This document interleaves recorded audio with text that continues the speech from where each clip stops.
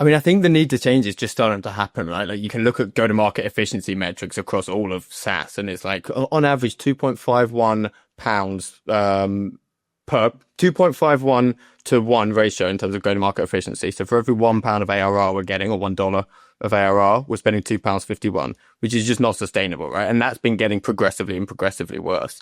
So I think Mm-hmm. as VC money dries up, is what was keeping that model alive, right? Because we knew that we could just pump cash into that inefficient model. But coming back to so the way the content structure, like I love that visual of it existing horizontally across all of go-to-market, and then you've got the jobs to be done, and that's how you structure yourself. And it probably requires specialisms, right? So at the top of the funnel, there's going to be, if you're owning problem awareness, there's going to be particular channels which you need to specialize in, you need to major in, right? But you need an awareness of all of them.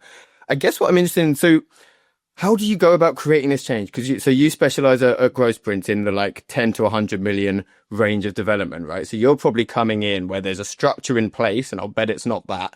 Like, how do you go about taking people on a journey to get to a place where they're structured in the way that you're suggesting from a people perspective? Okay, so can I give everybody like a sneaky positioning lesson Yeah. really quick? My public positioning of I help companies go from 10 to 100 million is actually code for if you are a solo founder and you don't even have an internal marketing team, but you want to hire me, you're too small. You can't tell me. I've had a lot of well-meaning founders hop on and they're like, I'm going to write the blogs. And I'm like, we're not a good fit. You're too small. But if you're over $100 million in revenue, you're probably a pain in the butt to work with because legal wants to review the blogs before they go out. There's too much, I'm going to have to spend 2 weeks filling out security things and all this stuff just to be an approved vendor. And I don't want to deal with that. So my public positioning is not only here's where I get the best results, but it is also if you're too big, I don't want to deal with you, or you're too small, I'm not the right investment for you right now. So there's a lot. Anyways, just like I said, it's a sneaky positioning lesson. In terms of how do I get teams in the right place, I'm very fortunate that I've been working at this for a long time. So I don't work with teams that aren't already in the right place, but I also work with teams. I was just telling somebody that on this is in a sales call the other day. It's kind of flipped. Like the clients I work with have flipped from maybe 2/3 big teams to now 2/3 small teams, sometimes even solo marketers, where they're like, hey, I actually don't just need help with strategy. I also need somebody who's going to do this. You get on sales calls enough and you hear people say, so do you actually do the work or do you just do strategy? And it's like, I disagree at a core level with that statement and question, right? Like strategy is nothing, which is just an insane take. But I also get where they're coming from. They're sitting in the seat and they're like, if you just give me a pile of resources and 300 Google Docs, that doesn't help me. I get that. So I've actually helped, like a lot of my work maybe over the last 6 months has been translating the stuff that I used to give to big teams to figuring out like what's the most efficient model, how do we roll this out, what does a phased approach look like. I call it again the teaching background. We used to call this in teaching a gradual release of responsibility. I called it an I do, we do, you do. I'm going to do the first one. The second one we're going to do together. The third one you're going to do it and I'm just going to watch. And then you should be good to keep running with it as a program. And that's really important to me. I'm not just giving you a bunch of ideas, a bunch of tactics, or an overarching strategy. I'm giving you marketing programs that you can keep running. You want to build, like we decide leveraging a founder brand on LinkedIn is really important. Cool. What does that look like as a program that you can run sustainably by yourself or with a small team? Okay, cool. Now we're going to there's an SEO play to be done here. Cool. What does that really look like? You don't need, you don't need to be on an SEO retainer. You're not big enough. It's not a core channel for you. Here's what we're going to do. You're only going to mess with SEO 2 or 3 times a year at most. That's what Airbnb did. Most people don't know that. SEO giant for a long time. They actually didn't have an SEO team. They had a growth team and they would just touch, you can actually see it in their organic traffic chart historically, like when they focused on it. There's like these huge upticks. I talked to their team and asked like, hey, what's up with this? And that's what they told me. So like, depending on what it is, there are ways to phase in. It's just about prioritization. It's about what do we do first? And then what order do we upkeep certain things? And what can we build that compounds? Like you see a lot of those like atomization of content type of things where it's like, take one asset and turn it into 40 of these and 20 of these and 7 of those. And I'm like, that's just checkbox marketing on steroids. Because like, imagine you produce a podcast, right? And it's like, you have the mandate. Every podcast, I got to get 7 clips from it. Why? Why not 6? Why not 30? Like, that's just a made up number because you're like, I need 7 because there's 7 days and I want to put out a clip every day. Well, what if the podcast, like, what if this podcast we're doing right now? I don't think it is. I think we're doing a great job. But what if it sucks? And there's only really 3 clips. We going to force 4 more and put out a bunch of bad stuff that doesn't resonate because, like, shit, I got to, like, fill the days? I don't think so.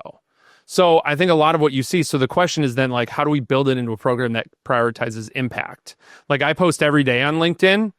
My good friend Devin Reed, I think he posts like 2 or 3 times a week, maybe. And he has bigger impact than me. Who's doing it right? I don't know. Right? So I think stuff like that where it's like, hey, let's be like more thoughtful about this. And then, like I said, building those programs. But everything I do now is built where a big team can scale it really big and a small team can run it sustainably. Well, it's like systems thinking. And one of the things that I really have a problem with is marketers thinking in terms of campaigns. I just think it's really outdated in terms of the end user experience that it creates, because it means that at each stage of the funnel or the life cycle, whatever, you're seeing these kind of disconnected one-off campaigns. But it also leads to exactly the approach you think of, is you're not thinking about how can we build a system that we can maintain, remove ourselves from so that we can progressively improve it. You're just thinking about churning out campaigns and we've got room for 5 this month, 4 next month, but there's no holistic strategy behind it. I've seen it so many times where it's like, hey, we actually can't start working with you, Brendan, because we have to finish this campaign.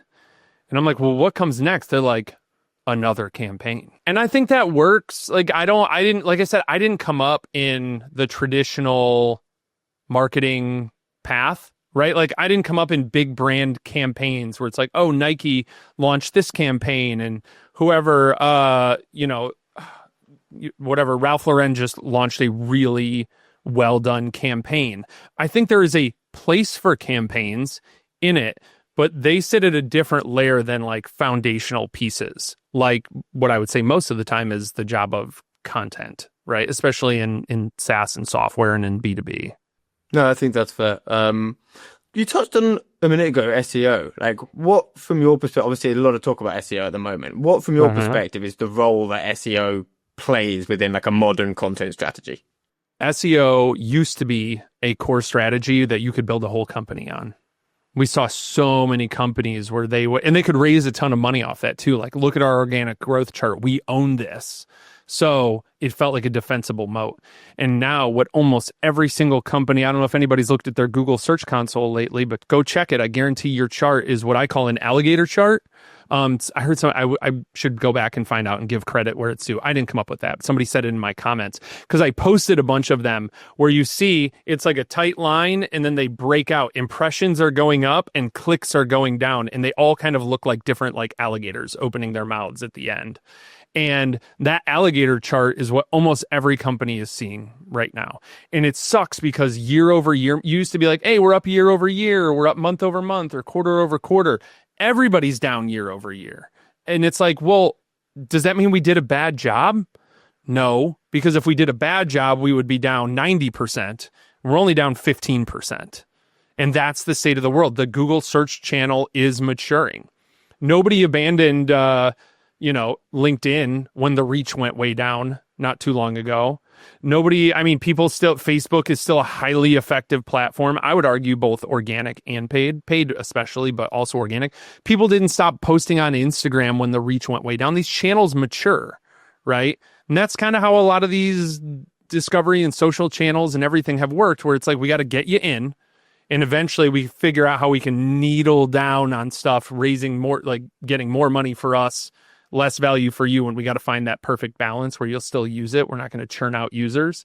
So a lot of this stuff is kind of figuring that out, but nobody abandoned those, right? Nobody abandoned Instagram. I don't think people should abandon search, despite what all the LinkedIn think boys will tell you. SEO is dead. It's dead. Okay, cool. Don't do it anymore. Please go all in on some other dumb thing. Go all in on Reddit, I guess, which is still also awesome and a place I play in. But what I'm seeing is it can't be the foundational channel for you anymore.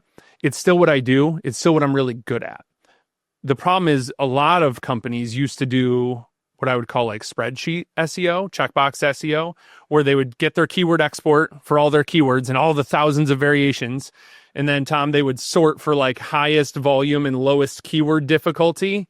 And then that was the content strategy, that we're going to do this keyword and then this one, highest volume, lowest difficulty, most traffic, easiest to rank for, boom, boom, boom, boom, boom, down the list. That doesn't work anymore. Now we have to talk all the things I talked about earlier, how to get really close to your customer. Let's find out the stuff they're Googling now that the SEO tools don't even show, because the SEO tools all use clickstream data. In case people don't know this, your SEO tools, the way they get their traffic data is they buy, like all of your Chrome extensions are tracking all your clicks. You all consented to it. So did I. It's fine, right? Like they're tracking everything. Chrome is tracking, like everything is tracking you on your browser for the most part, unless you're really conscious of that. Then they use that to aggregate how many people are Googling things, what people are searching for. The problem is that data's 3, 6, sometimes 12 months behind, right? If you look in the search terms, it'll say people are still Googling like 2023 keywords. They're using like, no, they're not. It's just old data, right? So the problem is that they can't keep current events. You're going to find those opportunities. I remember when the CARES Act came out, I think in 2020, I was working with a 401k company in B2B, and we ranked for like, hey, how does the CARES Act affect your 401k? And I think we had like 20,000 people on that blog the next month. And all the SEO tools were like, nobody's Googling this. We knew they were Googling it. We knew, because we were close to the customer, right? I worked with a software supply chain management company. Essentially, if people aren't familiar with that, when you're coding and you're pulling all of this stuff from different places, from this resource, that from you're patchworking, you don't know what's secure and what's not. So you actually need to know what part of your code has the vulnerabilities in it. Otherwise, you're just getting slammed with like error messages and everybody ignores them because you get 50 a day. But what about if you're vibe coding, Tom? If I'm vibe coding, I have no idea where that code came from. Sometimes I don't even know what the code is. So how do I know if that's secure? How would I, do I want to roll that out to customers if there's a vulnerability? If I can have a database breach, somebody could hack in really easily because I didn't know where this came from. So we started ranking for everything vibe coding that we knew customers cared about. All the SEO tools said don't. Nobody's Googling vibe coding. Yes, they are. And in 6 months, you're going to tell us 10,000 people a month are Googling it, but today it's 0. That's not true. So we got ahead of it, right? Vibe coding security tools, vibe coding software supply chain, like all of these different articles about different variations on that we knew they would be searching for. That's what I think the future of SEO is. Let's start bottom of funnel, not top, and let's look at where the puck's going, not where it is right now, to use a Wayne Gretzky quote.